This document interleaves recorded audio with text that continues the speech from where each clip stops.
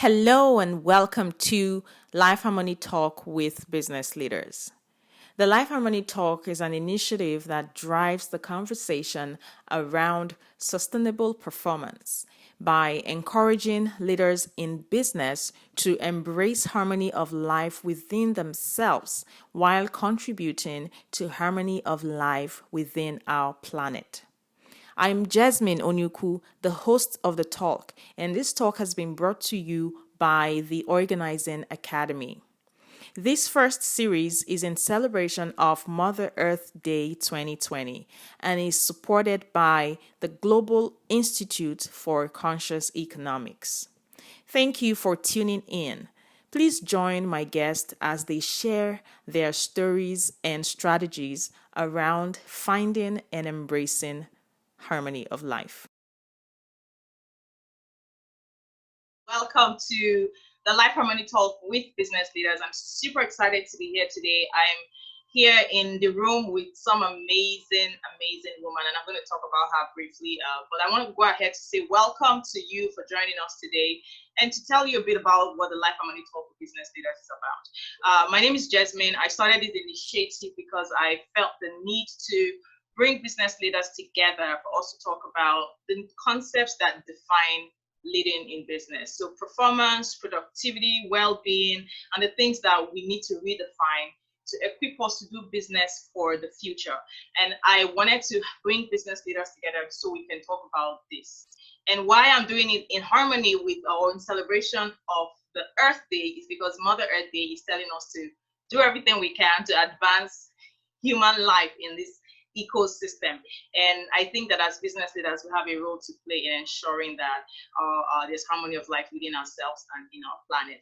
And I also want to encourage those of you who are listening in, because we're recording this in the middle of a pandemic. The COVID-19 pandemic is currently ongoing. And I want to say to those of you who might be listening in live or who might be watching the replay, to do everything you can to support the authorities, to help us plank this curve, to follow all the guidelines, do everything within your power to help us get through this. We will get through this, but we have to do it together.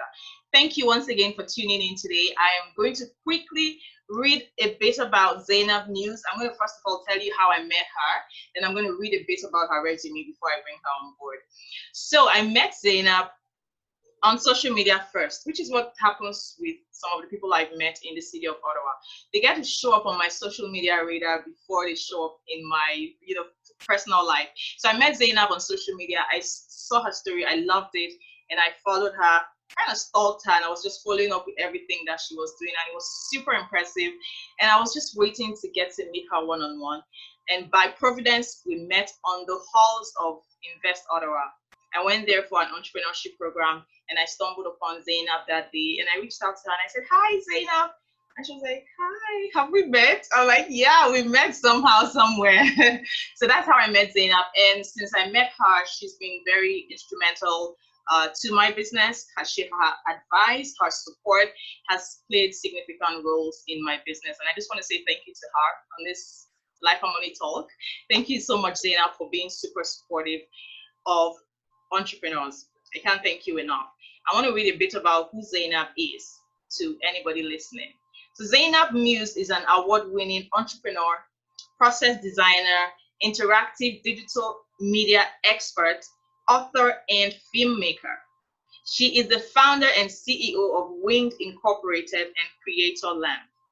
Some of her core mandates include advocating for young leadership, which I love so much as well, entrepreneurship in underrepresented communities, intersectionalities between art and technology, as well as pluralism through diversity and inclusion. Big words, because Zainab is a big word person. So as an entrepreneur, Zainab blazes the trail by ushering in innovative strategies and community-driven initiatives. I know Zainab because I've heard her speak. I've been at events where she was a panelist, and I've heard her do keynotes. Zainab challenges the status quo. She's not afraid to challenge traditional forms of doing things just to ensure that we advance our human race. And I'm so excited to have Zainab on this call today. Thank you so much, Zainab, for agreeing to come here and share your wisdom with all of us. I'm going to allow you to do a bit of introduction and tell us how your day has been. So welcome. Thank you so much for having me.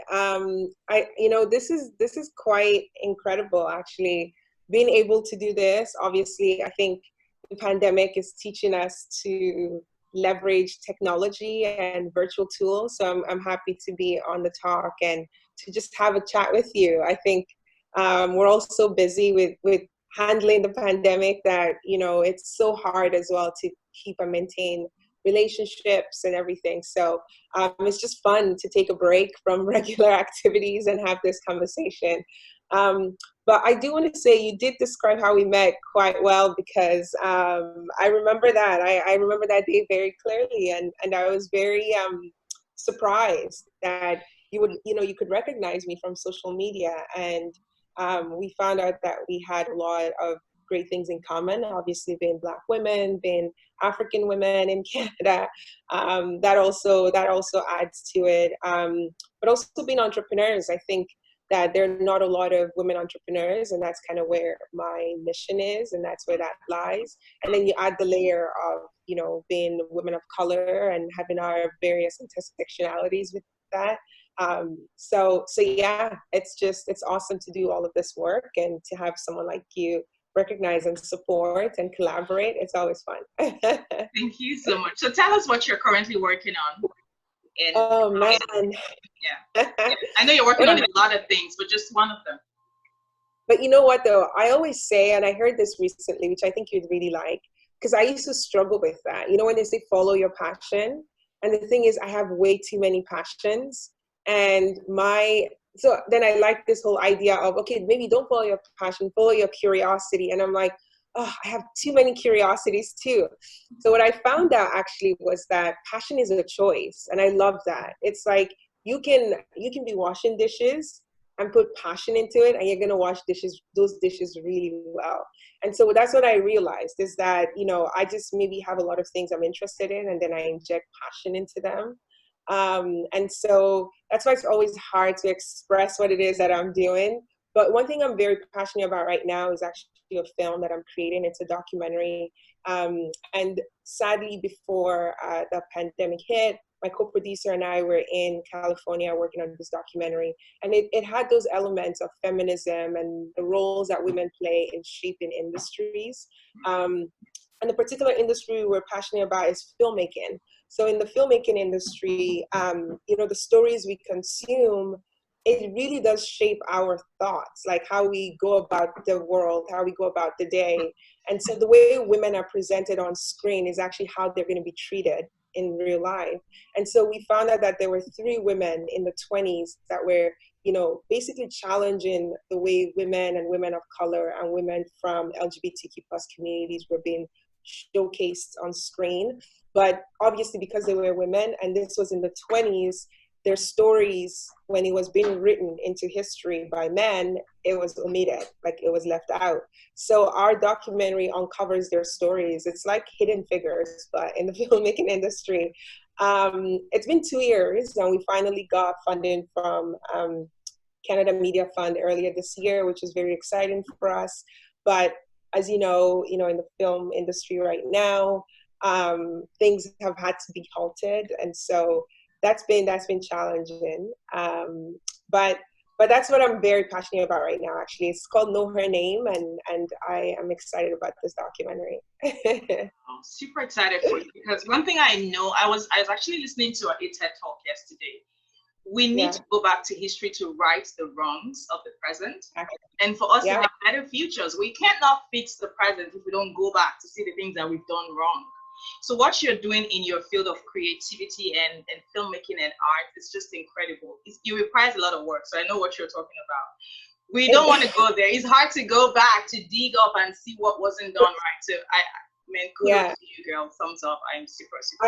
Yeah, I agree, and I'm learning this term called historical amnesia, because you can generalize it and go beyond the film industry, because the message we're trying to share here is sort of how we focus on representation, because there are a lot of differences. Even in entrepreneurship, we see that every day. Sadly, women entrepreneurs don't get as much funding, they don't get as much support, they don't get as much respect in terms of the contractors and the employees they hire that happen to be of another gender.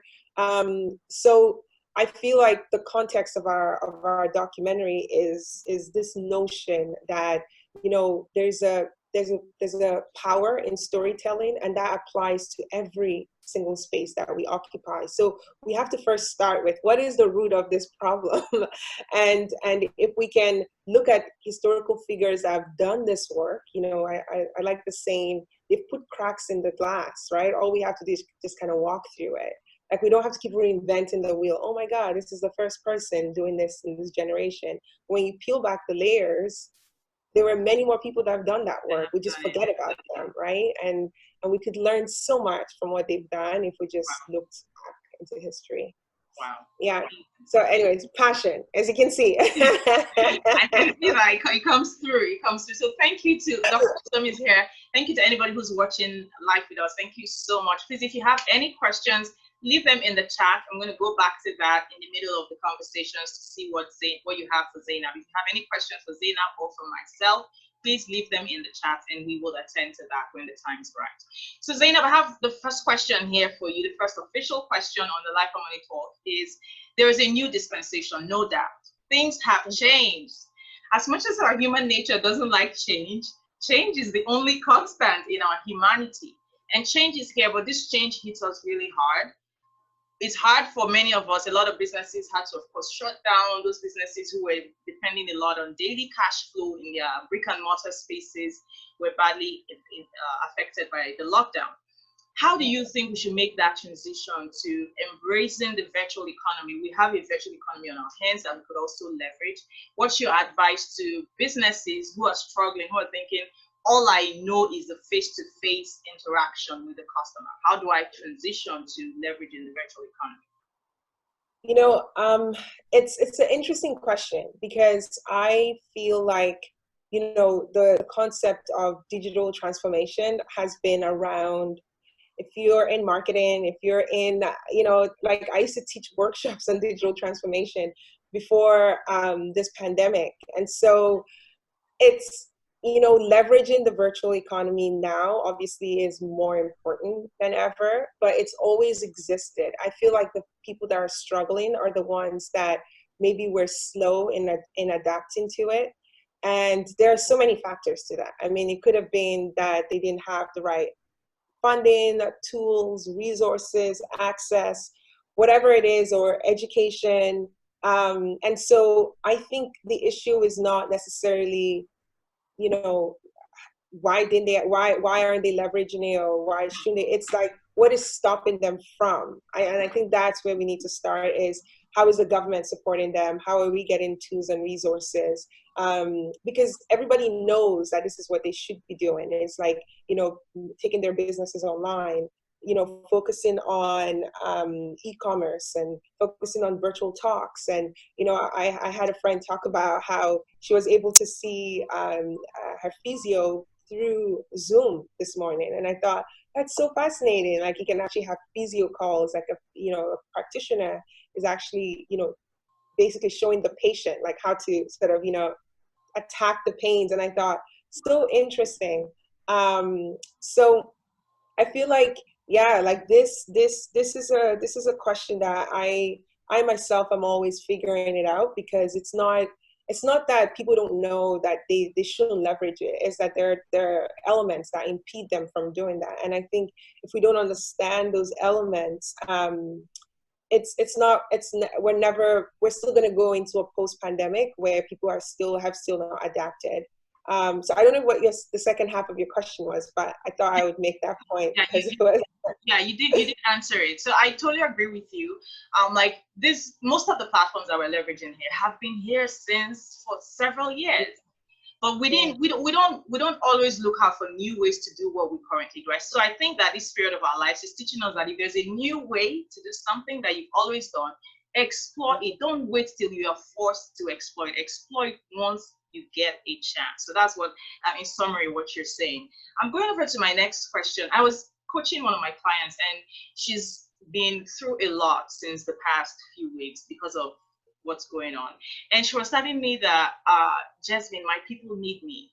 I need to be there for them. You know, this entrepreneur heroism tendency. We want to be heroes. We want to show up for everybody. I know that we have that tendency as entrepreneurs to want to save the day, to want to change the world. But I told her, have you come to realize that you also need your people? As much as they need you, you need them. So entrepreneurship shouldn't be about the key player or the person who's taking the bulk of the risks, It should be about everybody who's aligning with you to do that thing. So I said, let's move away from entrepreneur to the team. Let the team come together. If you can't show up today, tell your people, I need somebody to stand in and help me. If the people love you, they want you to be here for longer. They want you to be here for a really long time. They don't want you to, because I know what burnout is costing us in this place. So I want you to share how entrepreneurs can move away from that, seeing myself as someone who has to save the day, who has to save everybody, to somebody who's working in alignment or in partnership with other people to change the world. And I have to bring them on board and make them feel as heroes as well, feel like heroes as well. So let me hear your thoughts on that. Yeah, so I think this could be on your wheel, like, of life harmony. But there's the spiritual aspect too, which I am completely 100% on board with. Like, and not just religious spirituality, it's like spiritual health. How is that mindset around why we're here on that level that goes beyond the human experience? And I feel like if you know that, and that for me is what I'm learning recently. I just picked up meditation, and actually I shouldn't say I just picked, because it's been a year now. It's like I'm lying. I've been going about this for a year. I go on and off, but a year is new, darling. I know, but you know what though? I just like I want to get to that point of enlightenment already. Because people would talk about enlightenment when you meditate for so long. But my point to all of this is that you have to find what works for you. And for me personally, the way I counter this feeling of wanting to be there, for everybody and not leveraging people's skills and resources that they bring, is knowing that everyone has value. And that comes from a very internal, intrinsic message and lesson that I learned from meditation. And that's everyone has a purpose and everyone is here to contribute to something. And so knowing that for me, it helps me because I can understand why someone is involved with the projects that I'm involved with. And then I can ultimately, give them space to actualize. And it's a very interesting concept because Oprah actually says this in one of her podcast episodes, and I like that. And it's something about how every interaction you have, you notice that all people want is they want to be seen, they want to be heard, and they want to believe that they're valued. So if you're doing that for everybody that you come across, I mean that's a contribution that you can make. And so I think this type of leadership style has been promoted a lot. It's been advocated for, because ultimately that's what your employees want. That's what your contractors want. They want to believe that you believe in them. And when you have a mission, that's worth fighting for. So when you know why you're doing a certain project, or why you started a certain company, or why you're working with a certain client, and you want to have people around you that can support you to deliver this project or to deliver this job, you have to first have a why that they can understand, a mission that they can align with. And sometimes people don't align with that mission and they leave, they walk out. That's fine. You want to have people that can actually value why you're doing what you're doing. And to me, I think that's the way I like to work. That's my leadership style, and that's the leadership style I promote to other entrepreneurs. It really is having a strong why and understanding that when you have a why, people are naturally going to want to contribute if they believe in that, and to allow them, give them the space to contribute. Wow, amazing. Before we go on, I want to say something to Dr. Chisom is actually my friend on Instagram from Nigeria. So thanks for tuning in today. Many people are not, they're still busy, maybe sleeping or something. Chisom, I want to inform you that this is being recorded. Are you okay to be recorded on video?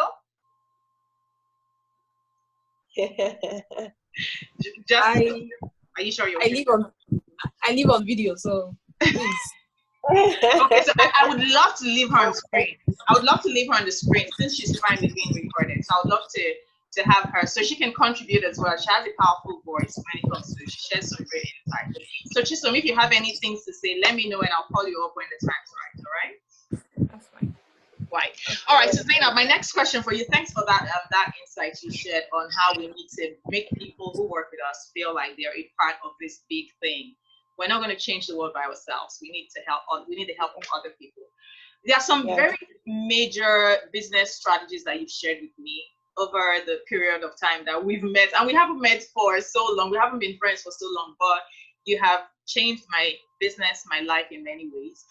Recently, I mean, not so long ago, you were teaching me about OKRs. I'm like, what is this again? All right. So I first heard the concept of the golden circle by Simon Sinek from you.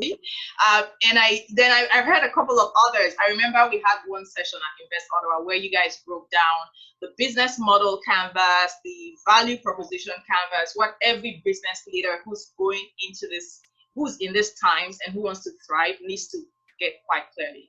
What is your business model? Then recently you talked about OKRs. I'm like, okay, I get it.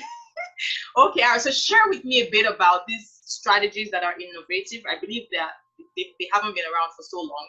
So they're innovative strategies. They are marketing tools that we could use to get us to have a clearer understanding of what we need to be doing in business to help us achieve better results. Just share a bit about any of these strategies that you shared with me in the past years since we met, and how other businesses could leverage them. Yeah, I mean, I don't remember all of them because it's honestly, it's context, you know, and I always kind of say that it's based on context, based on what your unique situation is. So right now I'm mentoring a woman that's building a creative company that does dance and fitness.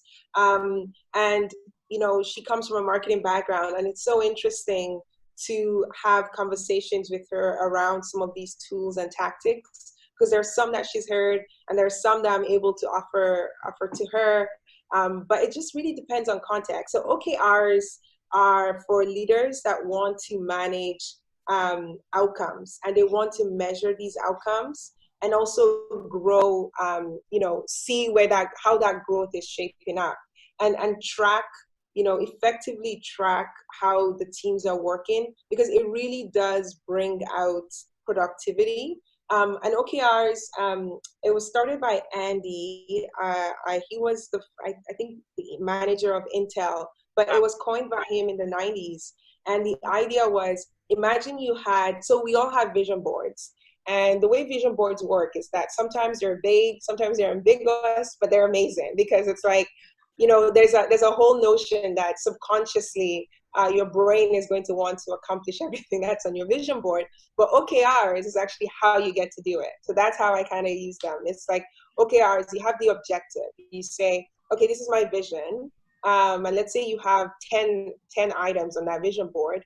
Each of them are an objective, right? And then the key result is how you're going to measure each of those, like how you're actually going to deliver on those objectives. So let's say the most simple one out of business is, I want to travel to London next month, right? Now, your key results would be, you need to have the money in place, you need to set up accommodation, you need to have maybe organizations you want to meet while you're there. And so you hitting off all of these items and your key results is actually going to help you get to that objective.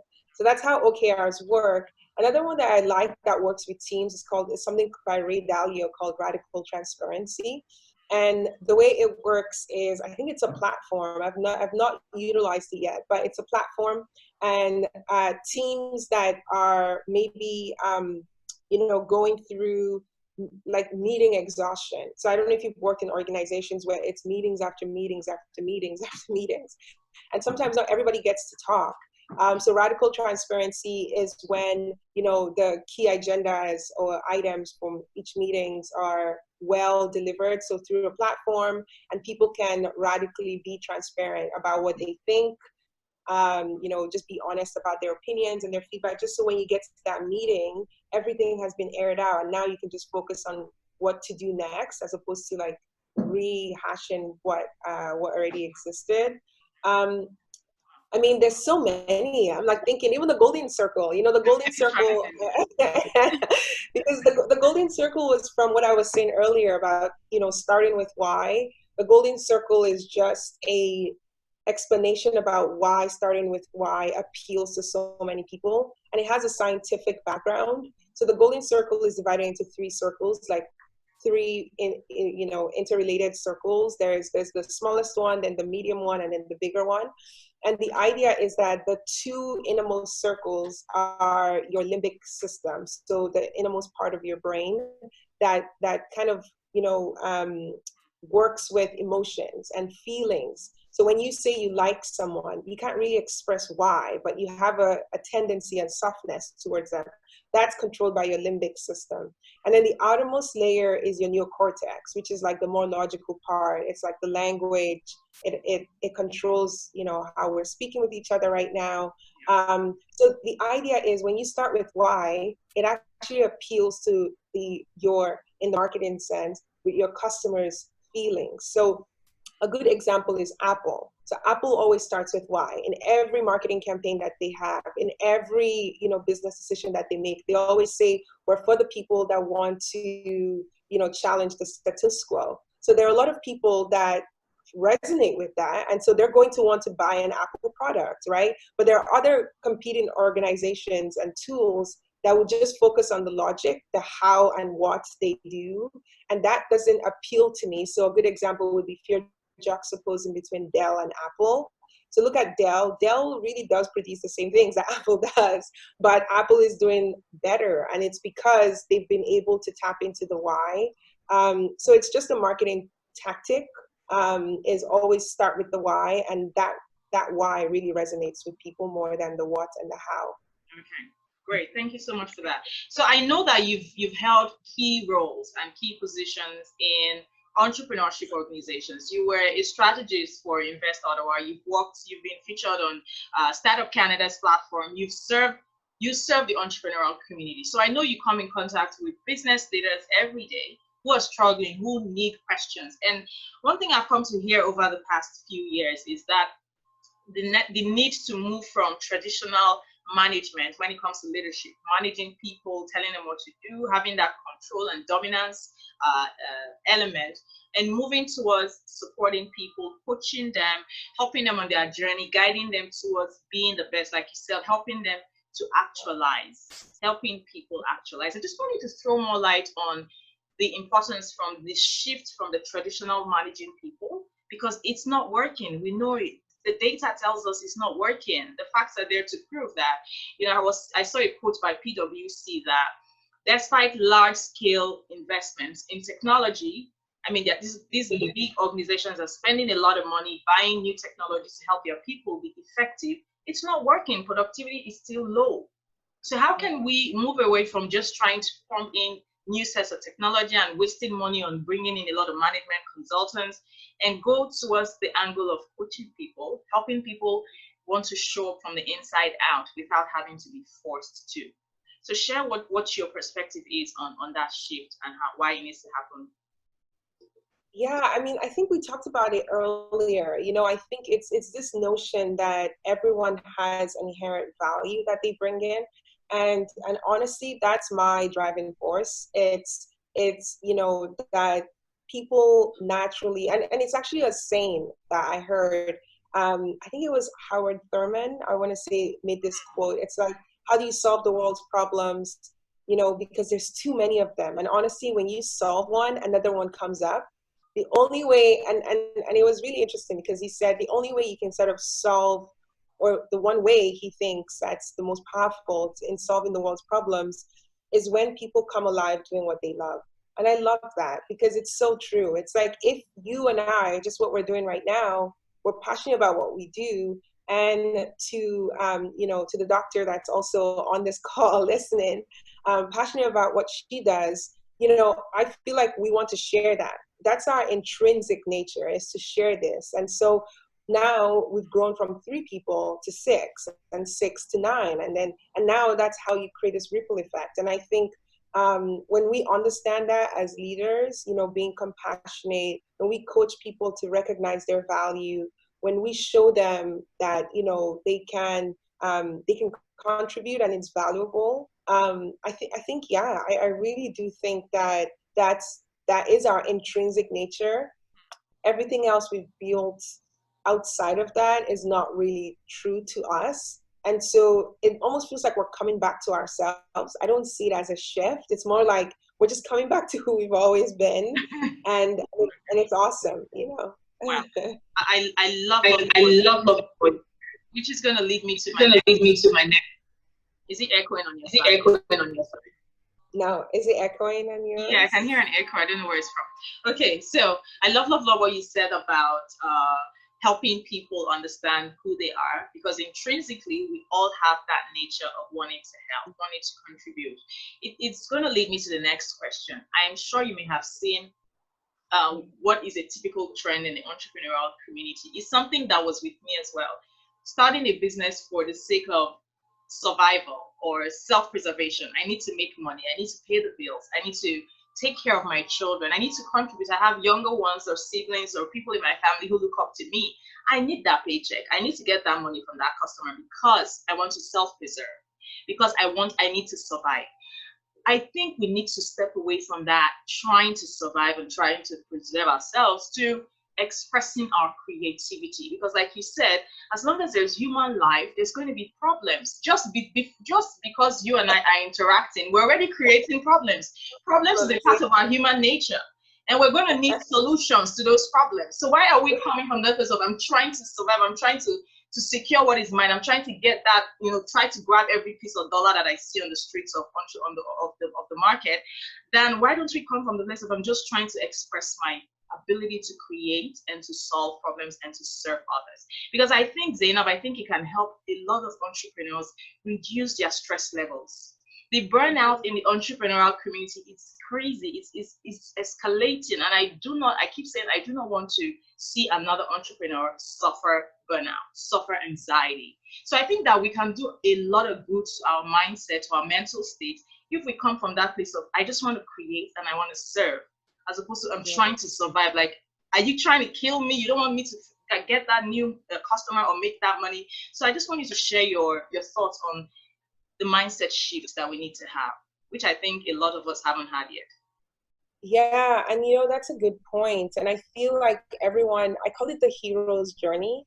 And it's so true because you know, it's about people coming to that realization, and sometimes, you know, sadly, we have to let them get there themselves.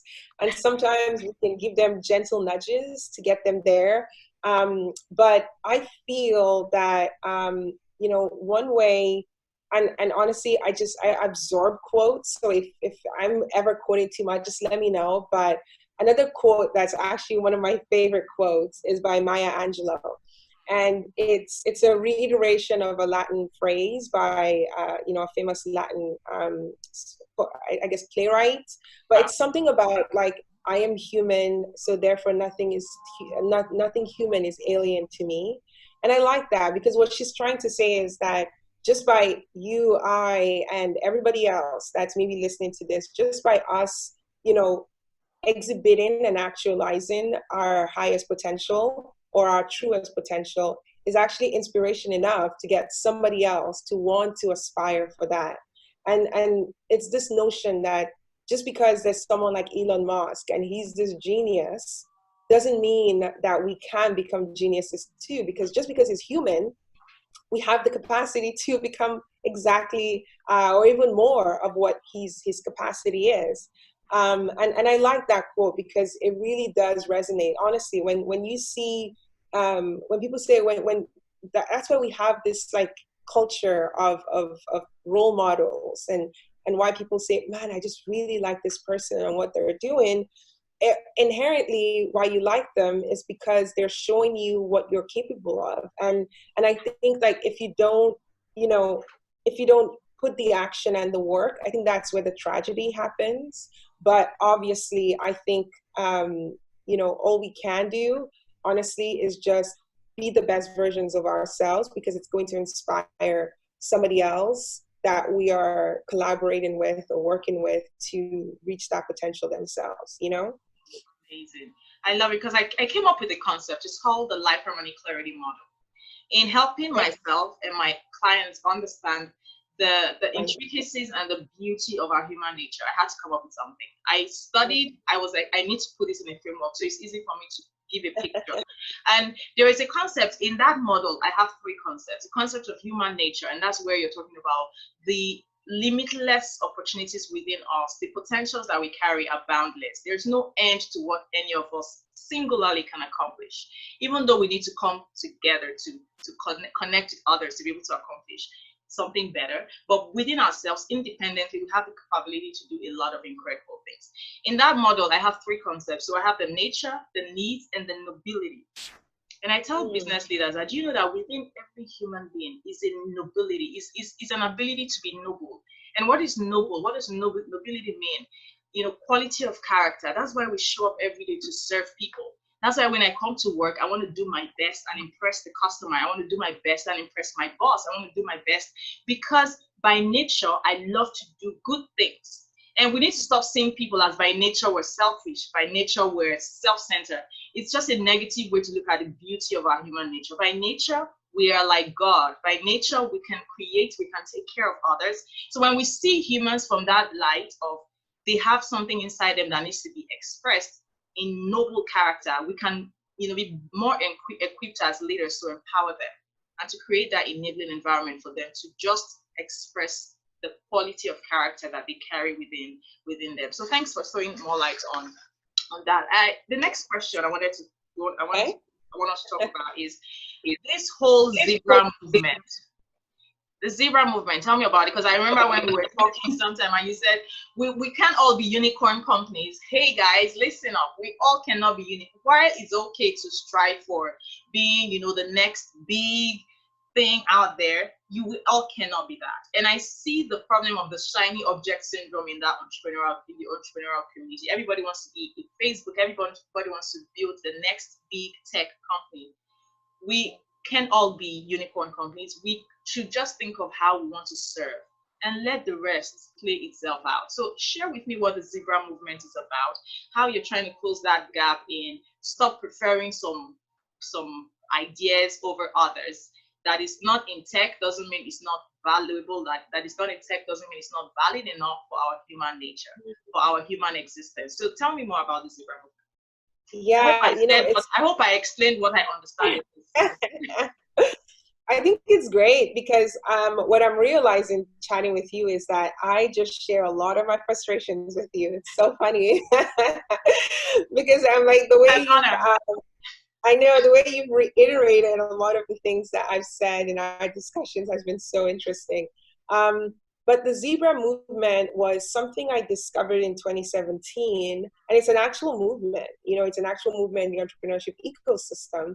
And it was at a time where obviously I went into entrepreneurship when I was quite young. You know, I was still a teenager, and I had to navigate certain spaces knowing I was young, I was a woman of color. And honestly, I think that maybe because I didn't have those sensitivities of ageism, sexism, and colorism, or racism, whatever the case might be, I didn't understand technically what was going on when I would get certain rejections. And it wasn't until I was growing up and educating myself and becoming a bit more aware about some of the realities that women entrepreneurs face that I discovered the zebra movement. And the idea about the zebra movement was interesting because it was a group of women from, you know, parts of the US, and they had come together because they realized that when they go seek out funding, because they were growing, I think, a tech product, and some of them didn't have tech products, but when they go to seek out funding, the questions that they would get asked were a lot different than their male counterparts. And the way their style of questions were often for them to defend, like, why do you need this money? Why are you, like, you know, it was always like from a stance of like, they had to be defensive. While for the men, they were being asked to validate why they needed the money. So it was almost like a more proactive and then the women had to be reactive. And so what they realized then was that there was a bias that was getting created. More men were getting funding, more men were getting access to technology products. And when you look at the nature of the products that they're creating, is actually, destroying previous industries. So look at the disruption movement, right? So look at Uber with the hospitality industry, look at Airbnb, actually Uber with the taxi industry, Airbnb with the hospitality industry. And then you can argue Facebook and all these other things that they came and disrupted before. You realize then that it's almost just a form of patriarchy, just recreated in the entrepreneurship ecosystem. And so that's what the Zebra movement, it was anti all of that. It was pro women, pro collaboration. We're not going to focus on disruption. We're going to focus rather on, collaboration, regeneration, community. And look at the companies that focus on these. They're usually mom and pop shops. They're usually retail shops. They're usually creative projects. And most of them are led by women, and they're usually led by women of color, indigenous women, people with disabilities. So you realize that there was a big divide that was happening. And so unicorns were often led by the young white men, and then the Zebra companies were often led by everybody else that just didn't identify as a young white man. And so I definitely just got involved with the Zebra movement right after I'd heard their mission. And that was what led to SoGal, actually, the creation of SoGal, because it was very much anti-unicorn, and it was very let's support grounds up type of companies that believe in collaboration, that believe in community, that believe in stakeholder prosperity as opposed to, what would the shareholders think, and that also just gets segregated from the investor model. They just kind of get separated from that. So I think that's basically what the Zebra movement is, honestly. It's amazing how we're so interconnected. Our concepts, our ideas, our opinions are interconnected. Yesterday, Rhiannon and I talked about the feminine economy. And the concept of the feminine economy very much aligns with the concept of the Zebra movement.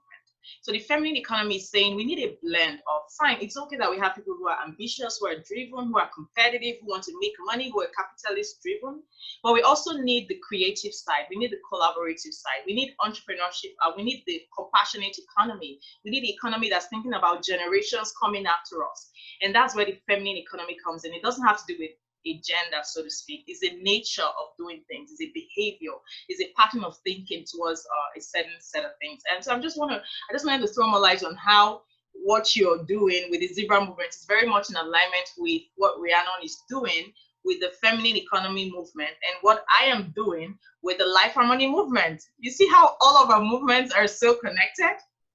But you know what? That's the irony, that we have to create these different names to say the same message just so we can have some sort of input and value. And I find that very, very obviously it's a very minority perspective, because it's very much so of, if you're the minority in a dominant system, you're always having to be creative and flexible with how you fit in. So I feel like that's exactly what we're trying to do, right? With the Zebra, with the feminine, with Life Harmony. It's like all these different ways of saying the same thing, but we're trying to package it differently just so we can see which one sticks. And, but I would say I love all of them.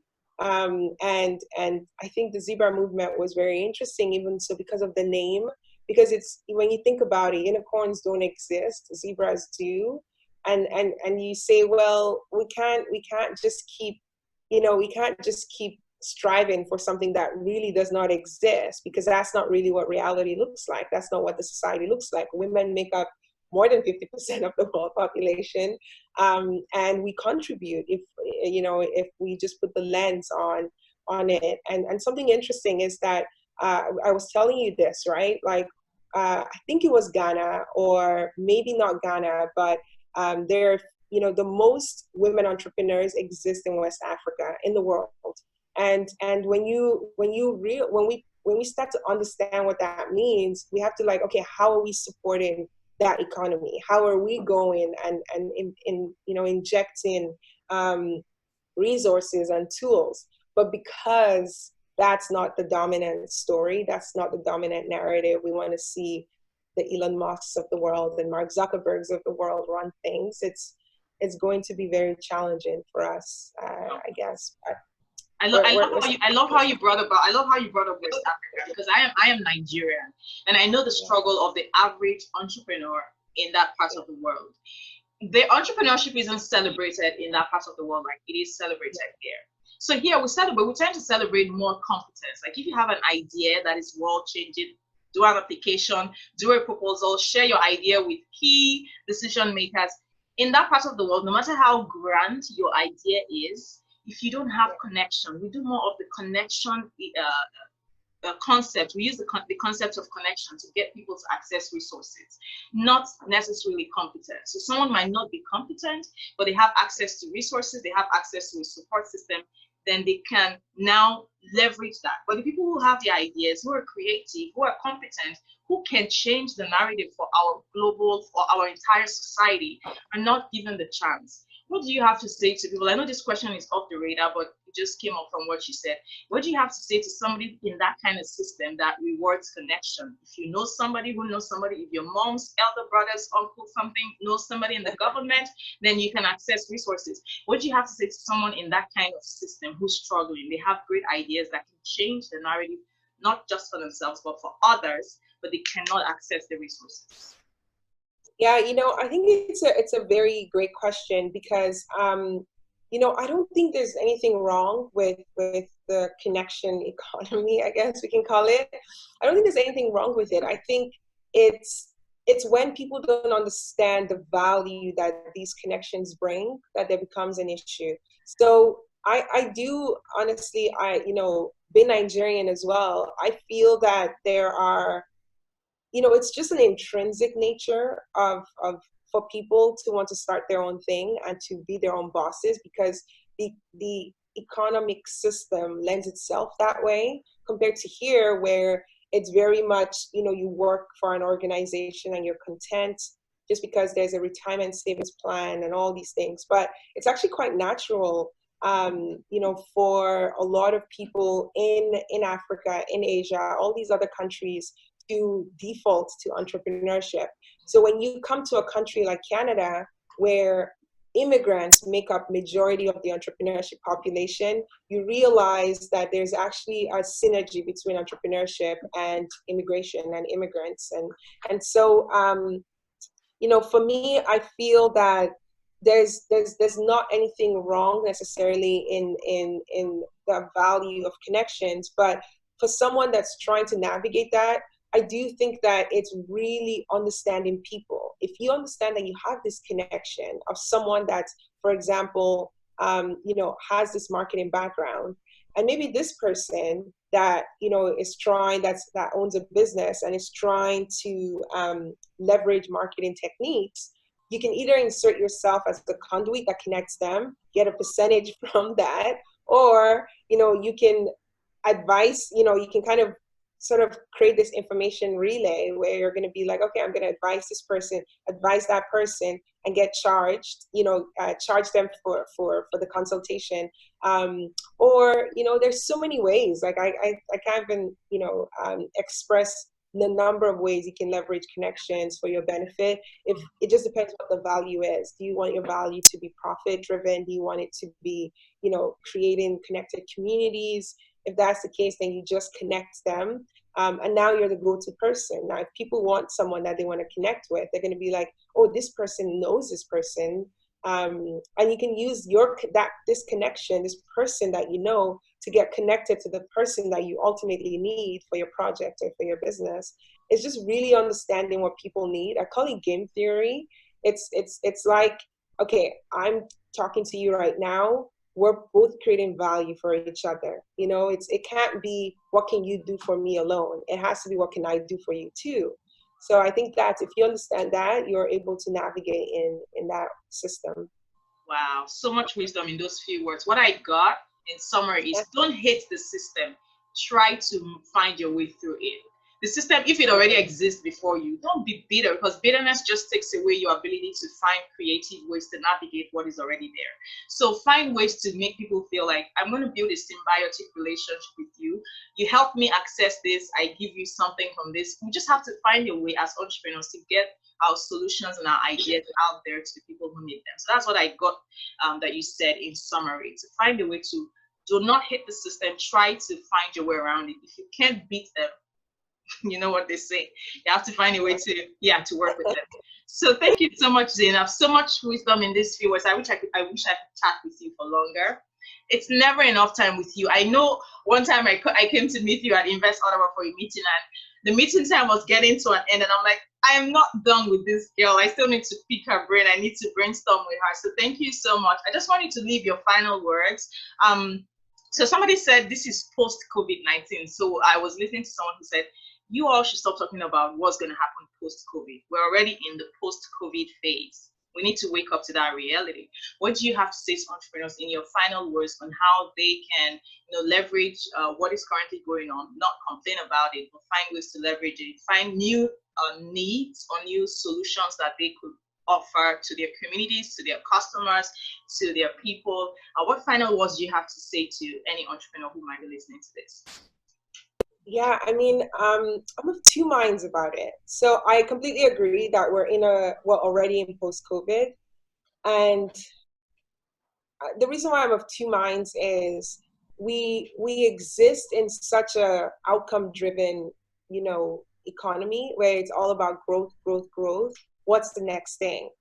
How are you generating more revenue from this product? Or, in this case, how could you do more talks, right? It's always about productivity, productivity, productivity.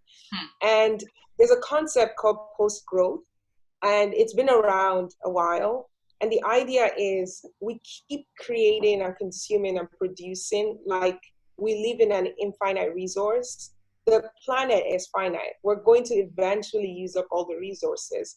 So how do we actually get to a point where productivity is not the outcome anymore, or growth is not the outcome? The outcome is something else. I don't know what that looks like. Exactly. It could be stasis, right? So that's why I'm of two minds, because right now we're saying leverage this time, tap into everything, be productive, blah, blah, blah.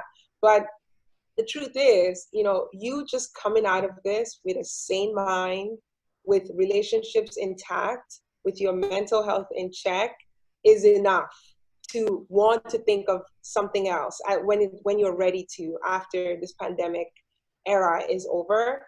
So that's why I would say, because on the one hand, I'm type A, I love working, I love productivity, I just want to see new things happen. But then I remind myself and tell myself, like, okay, but I can't survive this era, this pandemic, if I'm exhausting myself. Like you say, if you're burning out, if you're not living in harmony with your life and work. And so I need to be able to just handle that first, because what's happening right now is a big stressor, subconsciously and consciously. I don't know how that's affecting me internally yet, because I'm not showing any symptoms, but maybe it is. So I want to be able to take care of that.